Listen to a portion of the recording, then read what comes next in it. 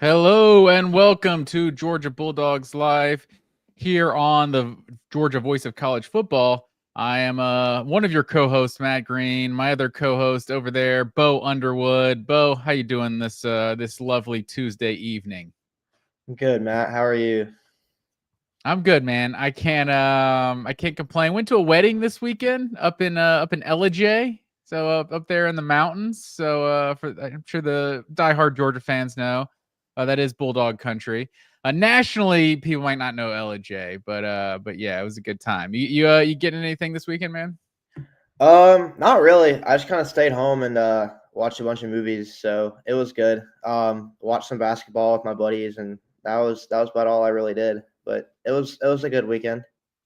Oh Solid. yeah, excellent series we got here so far. Yeah, First two games. That game yeah, won man. by Indiana. That comeback, they just stole that one. That was an all-time sports moment, honestly. I agree. Yeah, I hope Game 3 is good tomorrow night. What I really hope doesn't happen is that we have a situation where Game 1 is awesome, and then the favorite just kind of blows through the other 4 games. So tomorrow is going to be a big one in determining what kind of series it's going to look like, I think. Yeah, this might be a little before your time, maybe literally before you were born. But I'm sure you remember it because it was iconic. The Allen Iverson Yeah, game versus the Lakers. It's like that it's kind not of bad. everyone. I feel like everyone I knew that was like young was rooting for Philadelphia. You know, Mhm. Iverson was just the coolest player ever.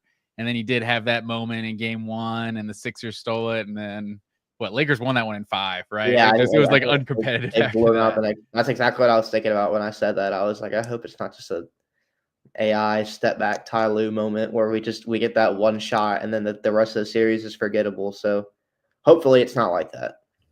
Was that, and I'm putting you on the spot, I don't know if you're not necessarily an NBA expert, but remember LeBron had that like So, 50-point triple double yeah, in one of the fight. Was that game one when yeah, J.R. that Smith was forgot game the one in score? 2018. Yeah, LeBron had like 51 points, and J.R. Smith dribbled out the clock on the offensive rebound, and they lost in overtime. That It was was that a terrible. game one? Yeah, that was game one. Man, LeBron just can't catch a break. Mm-mm. Who knows how many finals he could have playing in a different era, but Kevin another Durant topic for playing another for day. Um, but yeah, and the Braves just finding just multiple ways to Oh lose my games god, this dude. The weekend. I don't last know. week of the Braves has just been terrible, hasn't it, dude? I don't know. I don't know what's happening to the Braves. They have I think top 3 starting pitching in the major leagues right now. Like Strider and Acuna just came back. I don't know how they've lost. Was it like 5 straight 1-run games or something? I Yeah, don't something like know. that. And That then yeah, like Diamondbacks series. Oh man. it's been rough. Spencer Strider needs to start pitching better. Braves just have to like these ninth innings, man. They just can't do it in the ninth inning. It's awful.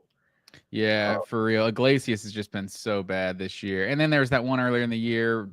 Eli White ran back to second base. Yeah, dude. They're getting Stuff like creative that. with some of these losses. Yeah, it's bad. But that's not what the folks tuned in for. I mean, some No, folks I think obviously like our banter here to start the show. no. But you came for Georgia football. If you're tuning in, I appreciate it. Everyone who's watching live, everyone who's watching the channel, please like, share, and subscribe and all that stuff. Follow us on the socials. Myself at Yeah. Matt_W_Green, and then that guy over there at Bo Underwood_.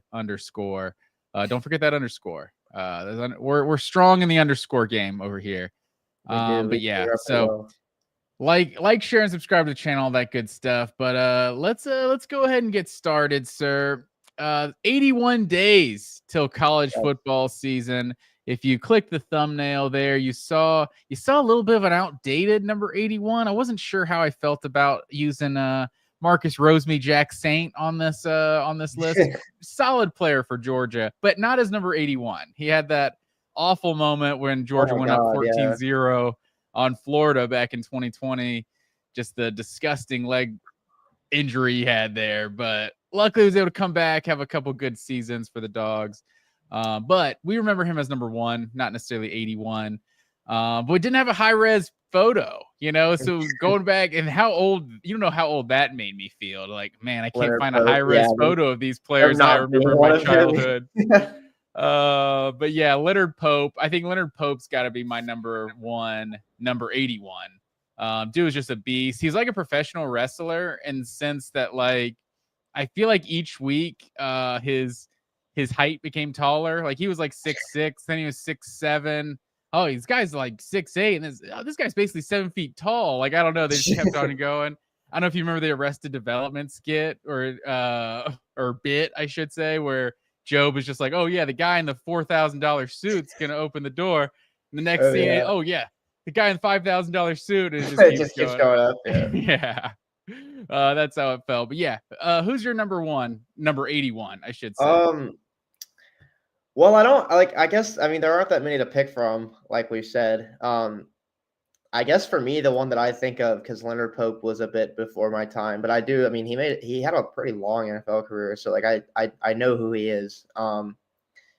Marcus Rosby-Jackson is really the only other one that I can think of in terms of past Georgia players, and I'm glad that leg injury is not the defining moment of his Georgia career, because he did, like you said, go on to become a very productive player for Georgia. But man, that was good. I mean, shout out to him for overcoming that and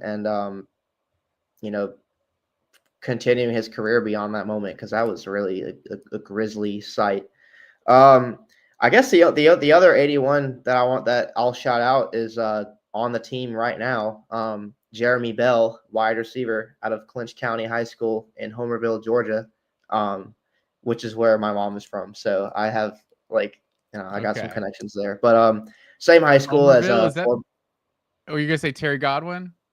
Same high. It's Tresvant Marshall went there, and so did Chauncey Manak, if you remember him from like. Chauncey Manak. Is that how you pronounce that name? He ended up at Western Kentucky, right? He was pretty good. It was either that or like somewhere in like Louisiana or something. I think he's like in the NFL right now. Or I was thinking, wherever he like ended up in the Senior Bowl or something. Wherever he went, some smaller school. I can't remember exactly where. Are you looking that up, or is it Western Kentucky? Yeah. But yes, I'm a big. Godwin was Hoganville, I believe. Okay, Callaway High School. I don't know where that even is next to, or I think that's for southeast Georgia. I don't know. Where is Homerville? Homerville is South Georgia. It's like right there. It's so close to Florida that if you go down, you don't get Braves games on the local TV down there. You get the Marlins. Oh wow. Well, actually, no, you get the Rays. But like, no one wants to watch the Marlins. Shout out to Jeremy Bell. I'm a big Jeremy Bell guy because of his pedigree and the connection that my family has to it. But also, he's a freak athlete. Had a very solid G-Day, and I saw a clip of him earlier today. Cause I think like Barstool UGA posted it was like 81 days until kickoff. It was him like jumping over an offensive lineman and dunking a basketball. The offensive lineman in the picture, I don't recall who it was, but he was like this big dude wearing a number in the 50s. Jeremy Bell jumped over him and dunked it. So he's a human man, so in a big one. So it doesn't really matter who it was. I saw that same clip. Apparently, we were talking about that last week. Like, apparently everyone on Georgia's football team considers him to be like one of the best basketball players on the whole team. So maybe that translates to making an impact at the receiver position this year. Go snag those jump balls, man. Yeah. Those are some good 81. Are there any other ones that you can think of? The only other ones that came off the top of my head, the Arian Smith, before Arian Smith, but not as good. I know who you're going to say. Not to catch a stray or anything. Reggie Davis? Yeah. Remember that name? 4th and 10 against Tennessee. Oh, man. Grayson Lambert. One of the best throws of Grayson Lambert's career. And in defense to Reggie Davis, the best game of Reggie Davis's career. Oh, yeah. He had... What were his numbers that game? Let me see if I can pull that up. That game against Tennessee, would that have been 2015? Didn't he have a 98-yard touchdown against like North Texas? Yes. It was definitely a green team. Is that who it was? I'm pretty sure that was Reggie Davis who did that. He had like the longest touchdown from scrimmage in the history of Sanford Stadium or something. And I think that was still Aaron Murray, right? Was that as a freshman? Yeah. So Aaron Murray might have been a senior or something when that happened, actually, because that was what was Murray's I remember that game. Or I mean, Reggie Davis's freshman year. Reggie Davis was probably a freshman then. Because 2013, that would have been that would have been North Texas 2 for 134. There you go. There you go. And then so that would have been, let's see, his junior year, 2015. He had 3 catches for 101 yards and a touchdown, and then had a punt return for a touchdown. Is that what it was? 4 kick returns for 73, then had 1 70-yard punt return for a touchdown. So best game of Reggie Davis's career. But a lot of people remember just the straight up dime, the 50-yard dime under pressure that Grayson Lambert threw. And man, that would have, I believe it would have tied the game like a minute, 2 minutes left. Yeah, they were down by 7, I remember. Oh man, so it lost 38-31 in that one, and just a ridiculous game in Knoxville. So is this the one? This is the one where Georgia was up 24-3, and then Leonard Floyd had that 96-yard fumble return for a touchdown. Oh yeah, where he was like coasting by like the 30-yard line, like or he was either coasting or out of breath by like the 30-yard line, and almost got hawked. But yeah, I remember this because they converted like a 4th down, made it 24-10, and then 24-17 right before the half. And then I think Sony Michel fumbled the opening kickoff to the second half. And then it was 24-24. Like they erased a 24-3 lead in like 5 minutes or something. It was insane. But several games in a row, I guess, in that era in Knoxville, I feel like every one of those was just kind of a wild one. That wasn't the one that went to 2013 would have been the one that went to overtime, where Pig Howard fumbled it trying to stretch, where they rocked Pig Howard. I forgot about Pig Howard. And this is for us uniform fans out there, we remember that was when they rocked the gray Adidas uniforms, and you can just see how much better they look when in Nike. Like the gray Nikes are just sick. The gray Adidas were awful. So I don't know if you've seen the news recently, but Tennessee I think is going back to Adidas, right? Adidas is going to be like make them like their #1 team or something. Pay them they for 10 million or 20 million a year or something like that. Oh man, you don't want that. So I'm here for it. Tennessee, they're gonna lose that little bit of swag they gained when they moved to Nike. I was gonna say that because their Nike, like I don't really like a lot of Nike's football uniforms, but the ones they made for Tennessee were an upgrade. I thought interesting. I don't like a lot of Nike. I feel like all the best unis are Nike. Honestly, they're not like original designs by Nike. Usually, they're just kind of simple. Alabama, Georgia, Texas, or something. Well, and then, but that's the thing is like they'll leave them, and then whenever they do decide to change it, it's like awful. Like once they start to actually try to do something about Nike making football uniforms, but what they did to some of the NFL franchises is abhorrent. I condemn it. Who's the worst one? Seattle Seahawks. On the spot here. Actually, no.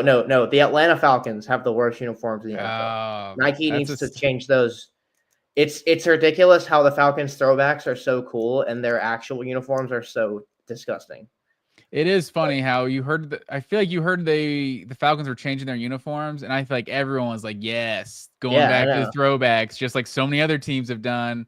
They're like, "No, we're giving you the worst unis in the league." Yeah, I will say they're bad. I don't think they're as bad as what Jacksonville had for that period with the half gold, half black helmet. That was all. They don't have those anymore, but the ones that they do have now are like so boring. They look like high school jerseys. Yeah, and the same with the Jacksonville. Just they got it right the first time. Everyone got so excited when they brought those throwbacks back this year. Just go back to the original Jacksonville unis. Honestly, I thought the Texans' original unis were perfect. That didn't need to be changed, but Nike's gotta make a paycheck, right? They have to justify their existence. And, just do it. Change some unis around. At least they got rid of that huge collar, though. Georgia had that too. They did. 2013, 2014, that terrible collar. But we can get past the uni. That's the only other 81. Aaron White. That's another. You remember the tight end? I don't know Aaron White. You don't know Aaron White? I think he fell into the hedges at one point. I think that would be like Sports Center's top 10, or not top 10. I think he was the same high school as Logan Gray. I don't know if you remember Logan Gray, quarterback that Georgia brought in. Logan Gray ended up just being a fair catch extraordinaire. That's why he would return punts. He was a quarterback. He return returned punts and punts, just and he called would for just fair only fair catches. catch it. He would only fair catch it every time. So Nice. yeah, That's hard to so do, man. Logan Gray. Yeah, It's hard to catch that ball when they're screaming at you like that. Yeah, it is hard to do for a regular human, but I want a little bit of a catch and run, a little yak yardage on those punts. I think that does a little bit better. Any other 81s you got to throw out? I don't have many. I don't think so. I think next Okay. week is just we're gonna have Ben Cleveland, and that's gonna be it. Oh, you bite your tongue, sir. We can go deep. We can go Is deep there? on I some of those mean, lineman numbers. Purely off the dome, but I'm sure I'll be proven wrong. Man, just spoiling Almost like about spoiling our 67. countdown for next week, just like that. Man, you gotta keep the people coming Yeah, that's back. right. You know, we gotta just sit here and wait. Who are they gonna have on their countdown next? We have week, some you know? surprise players that you haven't heard yet. You're right. Ben Cleveland definitely a candidate for that 74 spot. He might not even make it. It might not even make it. Who knows? We'll see what happens. But let's keep it moving here, sir. I think the biggest thing to talk about, which we planned to talk about last week, but that quarterback conversation went a little bit long, but it was a great conversation, so I was here for it. But we didn't talk recruiting. Yeah. And Georgia is one of the hottest teams in the country, I think, on the recruiting trail right now. I mean, especially if you consider how far you want to go back. If you want to go back the last month, basically since Jared Curtis committed, like Georgia's either been getting commits or just kind of right there for a lot of guys that are, this is kind of what it is now. June and July are like the hotbed for recruiting now and commits and everything. So Ryan Mosley, that was now at least a week or two ago, maybe at a Carrollton committed. Interesting rankings on Ryan Mosley. I think someone had him as a 3-star, and then some have him as like a top 150 player or so. So I've also seen him at 6'2", and I've seen him at 6'4". So like I feel like that's very different. But he's supposed to just be like a kind of a hybrid running back, receiver, just offensive athlete, just weapon, kind of from what I've heard. So really excited about him. Any thoughts about Ryan Mosley? Yeah, I think the height thing needs to be made kind of clear because I agree. 6'4" versus 6'2" is very different. But I saw 6'4" on 247. But I mean, I think it's another good get for James Coley in that wide receiver room. Obviously, Georgia saw the importance of having. I think last year may have motivated them to maybe go after receivers a little bit harder in the recruiting process than maybe they were. Carrollton guy. So did he play with Julian Lewis in high school? I'm assuming. Oh yeah, definitely. So there you go. I don't know too much about this guy, but I think it's good that Georgia's shoring up the wide receiver core because they it's too good of a program with too many resources to have that position group be as much of a liability as it was last year. For sure. It's really it's unacceptable for it to just be as bad as it was. Like, I'm not saying I don't know who deserves blame because it's like you look at the way some of these guys were recruited coming out of high school.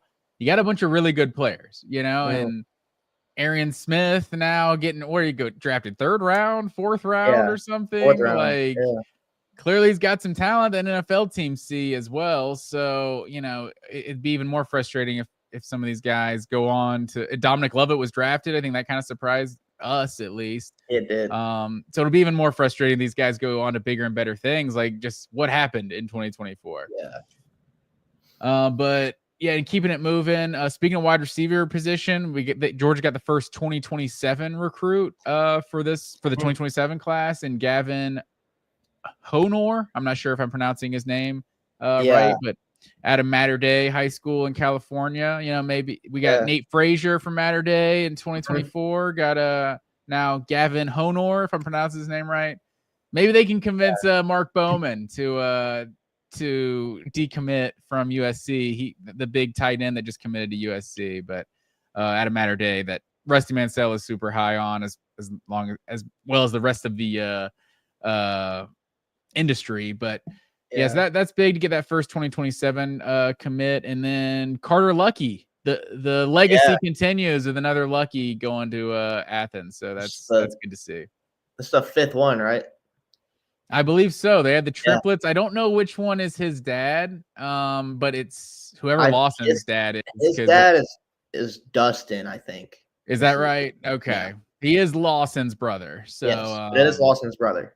yeah, And he's he's not just like a Nepo recruit either. I mean, he's a 4-star defensive lineman. And I read that Ohio State went really, really, really, really, really hard after him to try to get him. Like Ryan Day wanted him really bad. But at the end of the day, man, when two of your uncles and your dad and your older brother played there, I imagine the relationship is pretty strong there.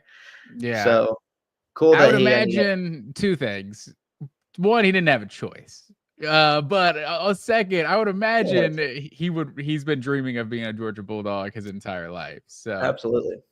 Good to see. Another Gwinnett County guy too. Georgia has had its struggles in Gwinnett County, kind of feels like historically, at least with some of the more highly ranked players out of Gwinnett. And you got now who is it? Graham Houston out of Buford. And then the other one that just committed, was that last night or this morning? Zachary Lewis out of North Gwinnett, not necessarily the 4-star or 5-star like some of these, like who's the guy? Who's the receiver that went to Tennessee a year ago out of Parkview? Not exactly a 5-star, not exactly Tyler Atkinson or something. Yeah. Well, wait, what was his name? I'm blanking on his name. The 5-star receiver. Oh man, once he committed to Tennessee, he's just dead to me. So I forgot his name. But to see Georgia having a little success in Gwinnett County, that's always nice to see. So many good football programs in Gwinnett, and I'm biased, of course. Yeah, that's a nice addition, and I like that they got another Mater Day guy on the team too with Gavin Honor. I saw that, again, I don't know, I'm not sure how to pronounce that name either, but when I saw that he committed, this is Gavin Honor. Sorry to circle back, but I just remember thinking it was interesting because his size is like 5'10", 175, and he plays slot receiver. I just remember being like, wow, that kid's tiny.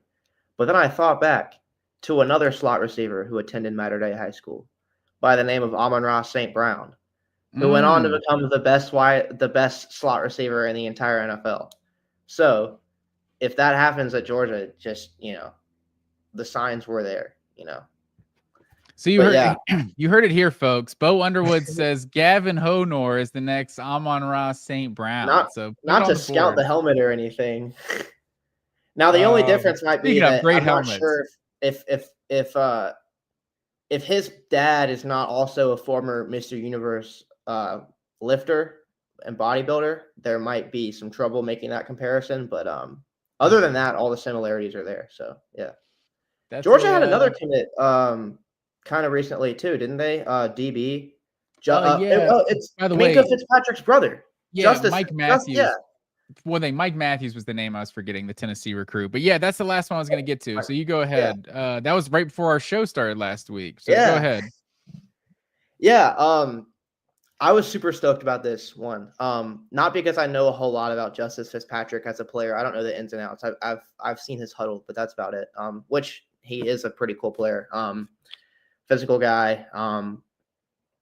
Plays pretty smart. You can tell the football pedigree and IQ just kind of jump off the page with his brother being, who he is and everything. But Minkah Fitzpatrick is obviously somebody who Kirby Smart recruited to Alabama around a decade ago when he was the defensive coordinator there. And I've heard things. I'm going to butcher the name of this account, but there's a guy who used to work. He used to be a staffer at Alabama when Kirby Smart was there. And he runs a TikTok account where I think it's like McCready or something. McCready and it's a good show. I wish I could say the name of the guy so I could give him a shout out because I forgot. But anyway, he has this TikTok where he tells stories from the recruiting trail. And he always used to talk about how like Minkah Fitzpatrick and his family were such great people and they had such a good relationship with Kirby Smart. So like, I remember thinking that's interesting. It's like, oh, his brother is in high school now. Like, I wonder if that relationship is going to mean anything, if it's going to carry over. And sure enough, it did. And Justice Fitzpatrick is once again there's another Fitzpatrick brother going to play for Kirby Smart. So I think that's pretty cool. It's good to see. I think Kirby had a quote about when Fitzpatrick committed Justice. He was like, it's good that like relationships still matter in the era of NIL. So like, this is a cool commitment, I think. That's because Kirby knows. He's like, if this Mm-hmm. NIL stuff wasn't a factor, I'd be cleaning up right now. Oh yeah. Not that Georgia doesn't recruit great anyway, but kind of like what you said. I'm just excited about this. And, obviously I'm getting a little ahead of myself here, but if we can hold on to Kirby for another 10, another 20 years or something, I just want the next generation of all these Alabama players, who played under Saban. Everyone's it's like, well, brother. Saban's not around anymore. You guys build that connection with Kirby. Kirby's still around. Come on to Athens. That's exactly what just happened. Like that is 100%. That's 100% what just happened. Is like the closest dude to Saban in college football right now is Kirby Smart. Yeah, if you want to play for Saban, in this situation, he literally, too, like you're supposed to commit to the university, right? You're not even supposed to commit to the head coach. You're supposed to commit to the university, whatever. We know these guys not only commit to the head coach, they commit to position coaches, to coordinators, because that's who they're interacting with most on a one-to-one level. So Kirby Smart recruited so many of those guys, so many of those great players that played at Alabama for a decade plus. So it's pretty nice if this can now start to benefit Georgia with some of those relationships guys built with Kirby Smart in the past. Yeah. I don't know if there's an unlimited pool of Alabama Crimson Tide players who have younger brothers, but I do agree. I think this is definitely going to play a factor. That's I know Drake Kirkpatrick Jr. was like a recruit like a year or two Drake ago. Kirkpatrick Jr. already? Yeah, so maybe Kirby holds on. Right, maybe Kirby holds on for their 10, 20 years. He can get these kids in here. Yeah, that's what we need, man. Derrick Henry Jr. commit to the G. Absolutely, sir. One guy who's a commit, and I don't feel like I almost don't even want to put this into the atmosphere, sir. But because Georgia's now up to the 5th ranked spot in the recruiting, and I think in On3 and in 24/7's rankings, I believe. And Seven Cloud is sitting up there as the #1 ranked JUCO prospect in the country. And there's a whole backstory on this guy. Like people weren't even convinced he was real for a couple years. Like a name like Seven Cloud. Like I think he didn't get into Georgia originally and had to go the junior college route. And I think he's been committed like basically the whole time. Drew Rosenhaus is now this dude's agent. What? So how did that happen? Apparently he's big time. So how does Seven Cloud get Drew Rosenhaus to be his agent? I think Drew Rosenhaus knows what a superstar looks like. Maybe this guy's not. Maybe he isn't real. Maybe those theories. I saw pictures of him. Also, hopefully Daniel Harris has a good enough year to leave and go pro, because Seven Cloud's got to get #7 when he comes in, right? I mean, that's just that's a rule. I'm gonna make it. Yeah, no, he does need to actually.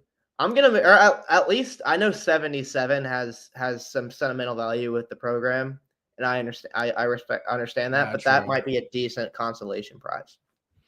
That's true. I'm gonna make like a video or something like investigating whether or not Seven Cloud really exists. Because now that I forgot, I remember those like theories. There was something about it, yeah. They're like, there's no defensive lineman who committed who has to go to community college named Seven Cloud. That's not real. Like, that was totally a thing.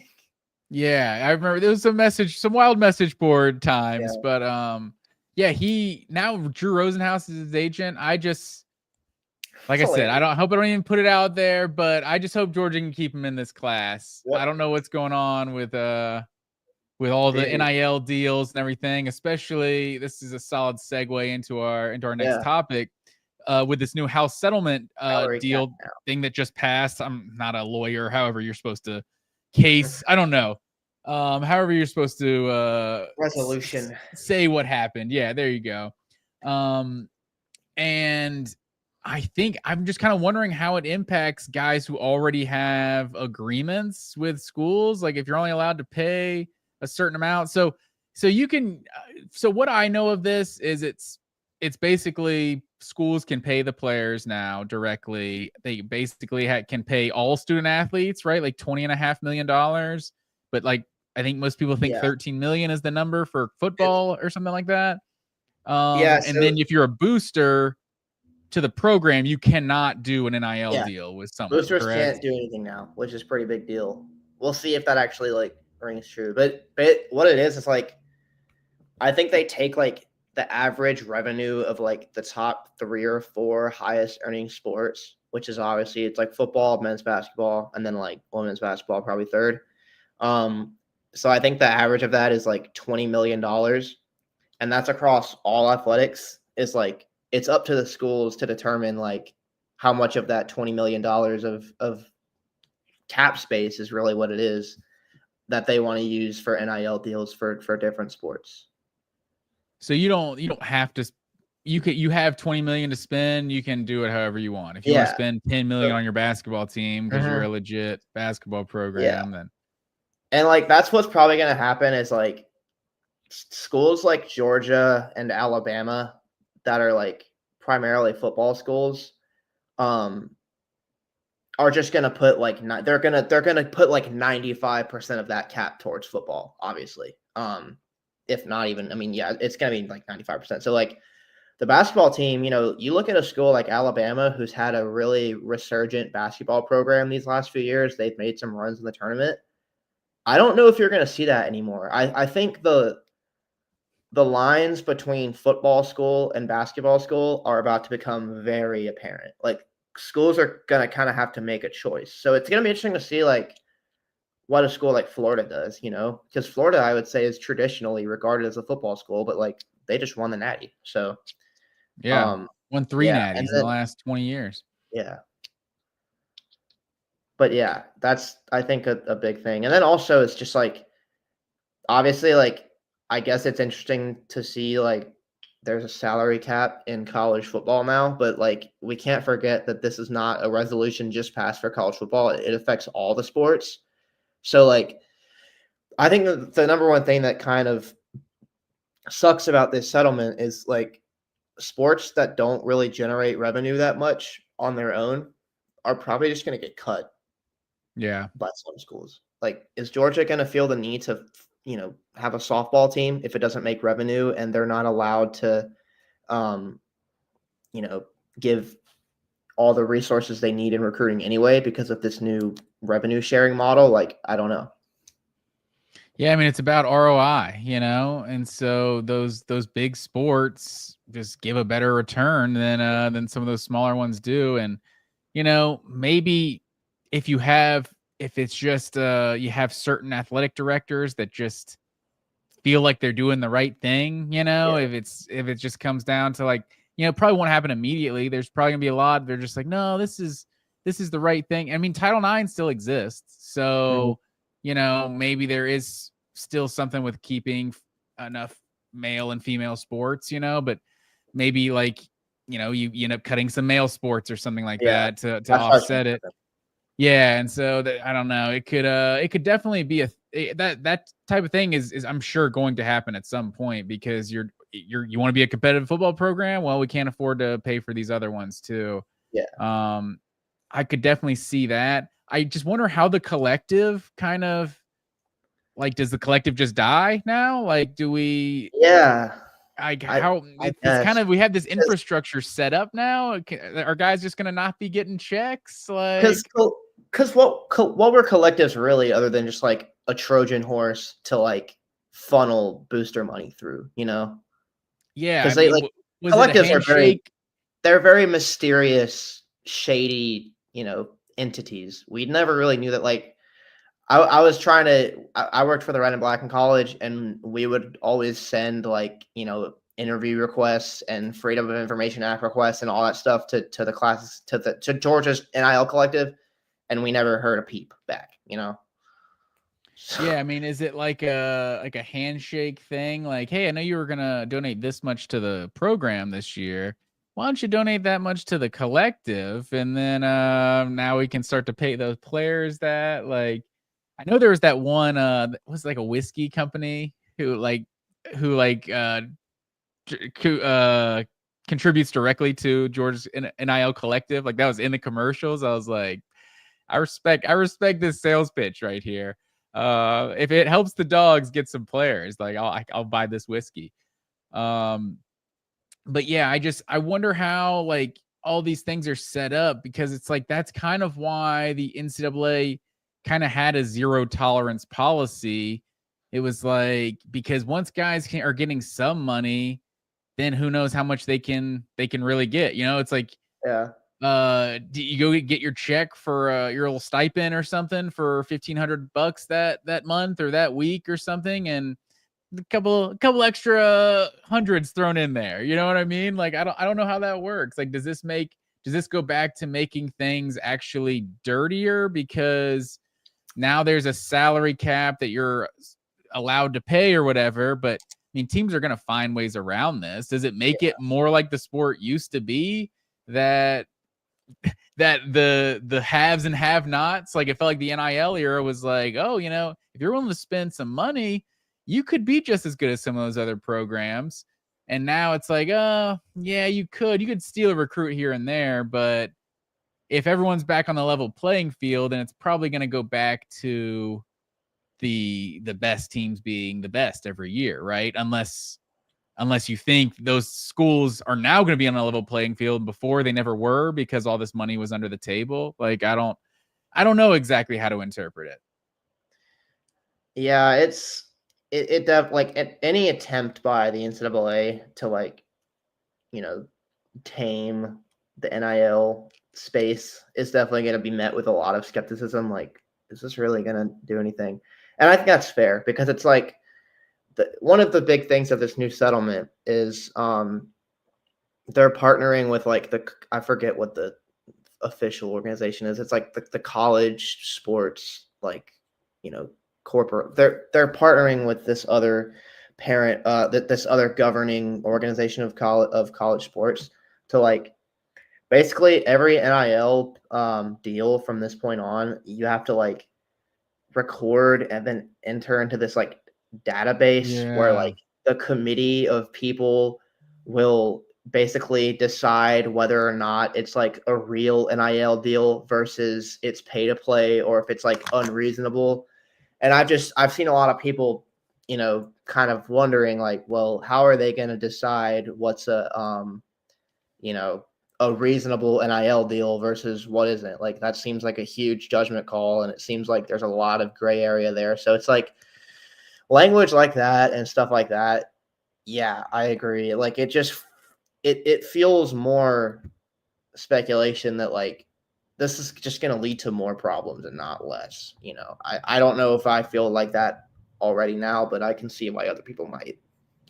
Yeah, I'm glad you brought that up, because that was my exact first thought. It was like, who is to say what the fair market rate is for somebody? Yeah. If you're some transcendent athlete, it's like no one's ever paid anyone this much. It's like, well, no one's been as good as me. Like, yeah, why should I care? You're everywhere else. We're worth as much as anyone's willing to pay us, right? But these college athletes, it feels like one of these antitrust type of things that the NCAA loses every time it goes to court. Like, so that's my biggest thing. And the fact that there's this short history of being able to pay college players any kind of NIL thing. Like, who's to say my company's not changing up our marketing strategy? Like, we're in a college town, nowhere near a big city or something. These college, maybe not UGA, but someone who's even more remote than somewhere like UGA, like these college athletes are massive celebrities in this town. I think it would do a lot for my company if I had Brock Bowers, promoting my product. If I have Abdul Carter promoting my product. So I don't know. I just don't know how they can realistically enforce that. You've never paid anyone for a 30-second spot like this before. So this is null and void now. Like, I just don't really know how they can get away with doing something like that.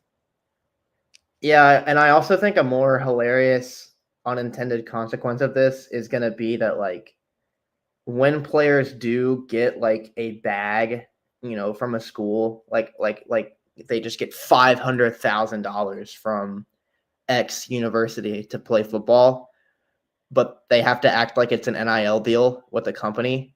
So you'll see players just like recording these like BS advertisement endorsement deal commercials. Like I saw this Texas player today posted a video of him like he's like clearly reading off of a screen. He's like, I partnered with the American like CPR Society to like teach everybody how to do CPR. Like 30 seconds saves a life. And then the video ends.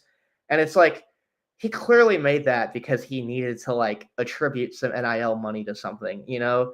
And it's like I think that we might see that more and more now that the NCAA is really trying to get them to like eliminate pay for play NIL deals. So it'll be funny to watch schools and players attempt to justify some of the things that they're getting. Yeah, do you know that the American CPR Society didn't pay him to do something like that? Like, look, man, it looked like a very haphazardly thrown together endorsement. So that's all I'll say. Fair enough. Yeah, I don't know how that stuff's gonna shake out moving forward. Like it feels like, and I wonder how many schools are going to just like opt out of playing D1 football. If it's like, oh well, it costs like $20 million to just run your football program now. We can't really do that. We can't, well, it costs a certain amount to do it already. We can't afford to spend 20 million more just to pay the players, maybe. I don't know. It's go ahead. Yeah. Also, like I think that also will lead to schools that are like good at other sports but not football to just like go crazy on one of those sports, you know? Like a school. Yeah, I could see that. You know, like a school like Kansas, for example, is like our football team has never been good and probably never will be. So we might as well just throw 95% of this cap at basketball and just go crazy there. Whereas you would see the opposite at a school like Georgia, probably. And yeah, Vanderbilt just go all in on basketball and baseball or something. Although they just built a new stadium, so they have to play football now. Now they have to take football seriously. It just kind of sucks that like this whole settlement is so clearly geared towards just making money from football and men's basketball. And it's like you hate to see capitalism, you know, sticking its nose into college sports like this, because I really do think this is going to have a pretty adverse effect on, you know, what I would call, I guess, normal people college sports, which I would just say is college sports for people who aren't, you know, born in the top 1% genetically and aren't, you know, genetic freaks that are going to the NFL or NBA. Like a lot of those sports are going to get cut entirely. They've eliminated walk-ons entirely.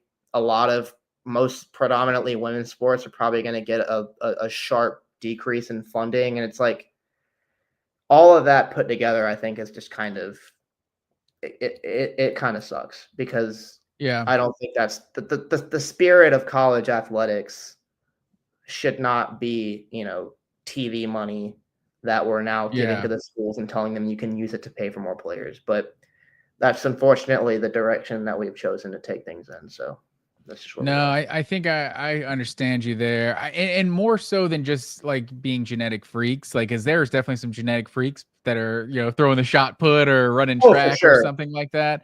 But it's the sports. I was really talking about the walk-on thing. Yeah, but yeah, the sports that don't have an avenue to go make millions of dollars after they leave college. You know, that's just a lot of sports. The best they're ever going to be is the D1 college version of them, unless you're one of the few that can go play in the Olympics. A lot of D1 sports are where a lot of, you know, sports just kind of max out. Yeah, and that blows. That's just those sports are all the casualty in the name of the ESPN gods who get to broadcast a playoff every year, and it's like that's not right, man. I just don't like that college football sort of seemed to cannibalize the rest of college sports over the last 5 years. It's always been the biggest college sport for sure, but like it didn't always have this direct effect on all the other sports. Yeah, and I'm not sure if we could go back to 2017, 2018 and just talk about all this. Like, I don't even know what the solution would be. It's like these dudes should not be poor while they're making millions of dollars for the university, but they just needed to do something. It was probably just a revenue share. Like, it probably needed to have whatever percentage of Yeah, revenue share that the conferences were getting from the TV deals. That just the players probably should have been making 5% of that, 10% yeah, of that, whatever that would have been whatever a easy. normal number is. And I guess that makes it, now it's better to play in the SEC than to play in the Big 12 if you're splitting TV money or something. But I don't know, just some type of way that these guys could have been getting paid instead of just opening up the floodgates now. And Yeah, some want to pay, some don't. Some have, and it's some have certain principles about it, like Kirby Smart, who doesn't want a freshman to be his highest paid player, but some other schools don't care. They want to get that recruit, spare no expense, to get whatever guy they can get, and it's just like that's kind of where the sport is now, and now with this house settlement, it feels like this is an effort to kind of get things under control a little bit. So like maybe it's a good thing, but I don't know. We've just had so many changes in the sport in the last 7 or 8 years that it's hard to know what the ramifications are going to be. yeah, it really speaks to the awfulness of the NCAA as an organization that they had like 60 years to figure out a solution to this whole we make all this money and we don't give any of the players any of it. Like all they had to do, was if they had just come up with some kind of revenue sharing system where, the players get 5% of the TV money, that would have still been highway robbery, considering the players are the ones that are actually on TV playing the game, making money. They're like nobody turns on the game to see network executives, but they didn't do that. They spent 60 years, just kind of smugly being like, well, you get a free scholarship and you get a free education, so therefore it's totally fine. And then the only reason that ever changed was because the Supreme Court of the United States had to step in and be like, okay, no, this is clear, like this is not right. You can't just hog all this money from the student athletes Yeah. without having of it. So it's like the only reason this ever changed in the first place was because they were forced to. And since they were forced to, they put no real system or regulations in place at all, and it just became this jungle gym every offseason. But I don't know, they had their chance, they chose not to do anything, then they were forced to do something, and now we just have to kind of live with their incompetence, I guess. Yeah. And weirdly enough, I don't know if you saw the GHSA ruling today, the Oh, I Georgia High didn't see that. School Sports Association. What do they So say? so they've ruled that they're trying to clamp down the transfers that are happening in high school. Oh, So that's a thing. now anyone who transfers more than once after their freshman year will have to sit out for a whole year. And so it says they're going to, so it says they're going to look at like tax returns and what is it? Driver's licenses and utility bills, I guess, to find out like which legitimate moves there are. Cause that's where I don't know how they do that in high school, because no, it's if crazy. a family legitimately moves cities, like maybe they're just not, maybe if they're paying for an apartment in the district or something, maybe you can kind of figure out this isn't legit. But if they legitimately move their whole family from Lilburn to Valdosta, I don't know how you can say a high schooler can't play sports there. And hopefully those cases will be like, hopefully you could provide enough evidence, like enough legitimate evidence to be like, hey, our family actually moved. Can my son play baseball or whatever? But like, I get why they passed this though. I mean, I'm from Metro Atlanta. Like, I know kids who have like had their parents like lease another condo for a year just so they can, transfer to this other public school and skirt around these district lines. Like, that is definitely something that happens. Like, I mean, I'm sure it's been happening for years, but especially now with, social media scouting and AAU and prep schools and all that, like it's even more of a thing now. So I kind of like that they did that, but also, yeah, I do agree. I can envision a scenario where like an honest family actually moving kind of gets caught up in something like this, but I'm choosing to hope that hopefully GHSA is better people than the NCAA and doesn't, hopefully there's no Luke Ford situations in Georgia high school sports. I'll say that. And who was that one? Was it Garcia? Was it Max Garcia? Was that? No, that's not his name. Was that an offensive lineman? Was it Garcia? Was a USC commit? Then he moved to Valdosta and they ruled him ineligible or something. Oh man, I think he ended up at Missouri. Oh man, I can't remember. He's from California somewhere, moved to Valdosta, and they like ruled him ineligible, even though the family legitimately moved to Valdosta. But yeah, I mean, you weren't around when Berkmar was a dynasty in the early 2000s, but that seemed to happen a lot. Matt Causey, every year. Matt Causey's family was like wealthy people, and again, multiple brothers who were like somewhere in Hall County. They're like East Hall or West Hall, I can't remember, North Hall maybe. And then his senior year, like half of the season, he ends up at Berkmar. I don't know. They bought an apartment, I guess, or something, so they could count him in the district. But they were back when they were winning championships. They did whatever it took. Yeah, high school sports are funny, man. People will go to incredible lengths. That's for sure. Yeah, for sure, man. Berkmar powerhouse, but Tony Akins, I don't know if you ever heard of him. A little 5'10" point guard, played at like Georgia Tech for 4 years. He was incredible. Wayne Arnold was a Georgia player. I don't think he made it 4 years through Georgia. I think he may have gotten in some trouble, but he was a great high school player. That's for sure. But anything else to add about the house settlement before we move on, sir? I think that's all I got, man. Talking about existential college football stuff sometimes it just makes me sad. Yeah, it's a bummer, man. It's we should have a conversation about kind of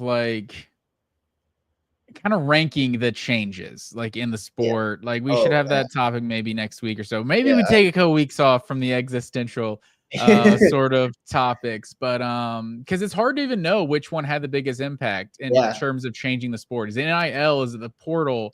Is it the conference realignment? Is it the playoff format? It's like there's so many things that have changed the sport in recent years. We can talk about that at another date. But the last thing I think we're going to cover, speaking of the cover, is the new. It's not called NCAA, right? It's Sports College Football. EA Sports College Football is what it's called. Okay, so what? Kirby's on the cover, on the deluxe cover. Yes. So, the standard cover of the game, I think, is just Jeremiah Smith on it. There might be another player too, but I know for sure. And Ryan Williams, right? Oh yeah, right. Yeah, Ryan Williams is the other one. Yeah. So it's Jeremiah Smith and Ryan Williams, and then which similar to last year, it was like Travis Hunter, Donovan Edwards, and Quinn Ewers. And then the deluxe. But there was a few guys in the background too, like you could see Beck and stuff, or at least a person wearing Beck's jersey. The deluxe cover is like a Sergeant Pepper type thing where there's like 100 people in the background, and on this year's version, Kirby Smart is in it. He's actually. I wish that we could like pull up a photo or something on the stream, but let me see if I can just like Google it and show you on my phone. But Kirby Smart is actually pretty prominently featured on it. In terms of a cover art that's like, this is pretty pixely, but you can see him. He's like right here. Oh, there we go. He's he's not being covered by the logo or anything, so he's got a pretty good seat. But yeah, this is the first year that they're adding coaches into the game. They didn't have them last year. They were all generic. And the only render that I've seen of any of them so far was I was watching the first trailer they made. I don't know if they've made any ones since. And they showed Ryan Day walking out. And it was not the most convincing Ryan Day model, but it wasn't terrible. So I'm nervously anticipating what Kirby Smart's avatar will look like in the game. Yeah, that's funny. I saw Marcus Freeman. He looked pretty good. He was lined up and faded and everything. Marcus Freeman's a very handsome man. He's always looking good, But yeah, maybe Kirby, it's like with Spurrier, he was much more animated with the visor, so it's like, you're always looking for that visor throw. Yeah. With Kirby, I don't know, maybe it's like the fist pump. Maybe that's the only time he's kind of taking the visor off, But yeah, I'm here for it. College football coaches are as big of a part of the game as the players. I mean, they last a lot longer than the players. So they definitely most of the time. Yeah, most of the time. So yeah, it's cool that they're adding all the coaches and everything in there. I'm excited for this game to come out. I have a theory. I thought, not necessarily a theory, but like, I don't know if you, like I said, I won't have to do this every time I bring up something before your time, but I feel like I do. When Julio Jones and AJ Green were coming out, they're like the number 1 and number 2 receivers in the country.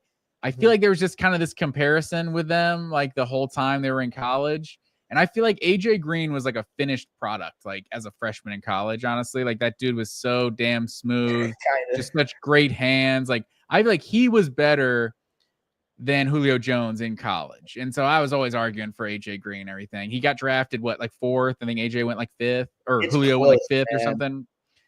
But once they got in the NFL, I think AJ went. Did AJ go before him? Because the Falcons traded like so much stuff to get Julio. Yeah, I'm almost positive. AJ went like 4th and Julio went like 5th or something. So that was 2011 draft. That's like one of the best drafts ever. Is that one of the best drafts ever? Yeah, it's insane. That's like Cam Newton, Von Miller. I think Marcel Darius was the 3rd pick. But anyway, it was a sick draft. But continue. But yeah, so I feel like Julio had the upside, and then in the NFL, he reached the upside. And so in the NFL, he was just a better player. But Ryan Williams, and that's where kind of the comparison changes, because I'm not saying Ryan Williams is currently better than Jeremiah Smith, but it feels like Julio and AJ Green. And Ryan Williams is just super smooth, great hands, all that. But Jeremiah Smith is just a freak athlete. And Ryan Williams will never be capable of being that good, because he'll never be just that level of athlete. But they feel like kind of like a similar number 1 and number 2 receiver to me. I mean, Jeremiah Smith is, I feel like he gets compared to Julio a lot. And I agree. It's really easy to see that. I mean, they're both just freaks of nature, man. I mean, the way, like, they have everything. They have size, they have speed, they have super strong, sticky hands. I mean, insane skills when the ball's in the air. I mean, that's always been the guy that they can. I mean, I know you never want to compare anybody that, like, the 3 receivers that, like, you should probably never compare anyone to are like Calvin Johnson, Julio Jones, and like Randy Moss.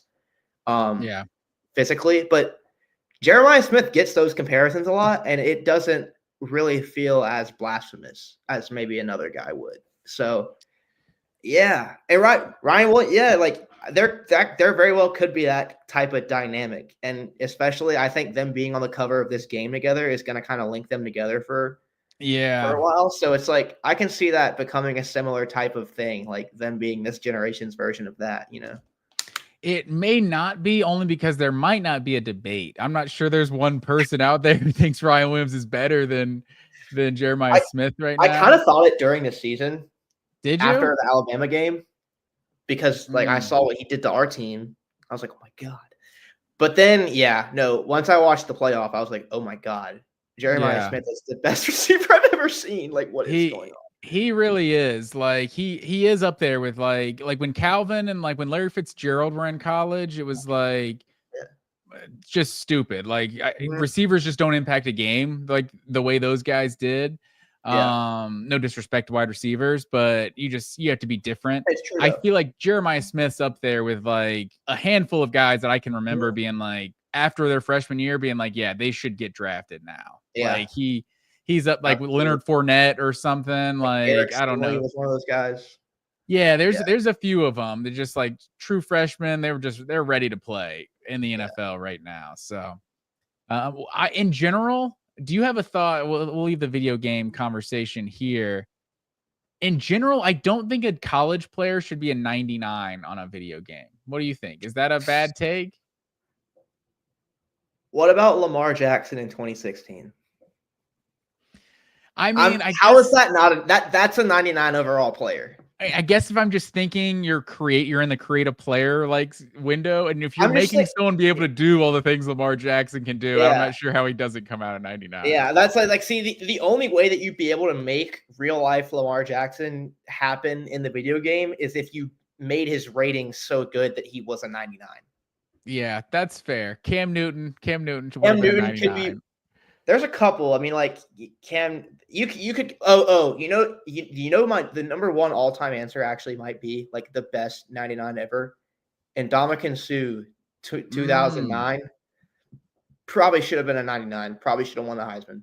Okay, you could probably convince me. It is a college game. It is a college game. I would probably rank Jeremiah Smith like a 97, 98 or something if I was just doing the ratings. I think Ryan Williams like a 95 or something. Like he's sick, but I feel like Jeremiah Smith is just stupid. And these two guys talking about, you saw that FaceTime conversation where they're talking about, oh, we talked about teaming up, playing for Georgia. Like, go to hell, guys. I don't want to hear anything like that. Get the fuck out of here. What up, guys? Yeah, cool. You guys both went on a visit to Georgia. Thought about committing. That didn't kill any part of my soul at all. As we watched a team drop 37 passes last year. But that's all I have for this week's episode, sir. Anything else you want to add? I think that's all I got, man. See you on Ben Cleveland Day. Yes, sir. So we'll catch the folks next week. Like I said, please like, share, and subscribe to the channel. We appreciate everyone who tunes in every week. And as always, go Dogs. Go Dogs.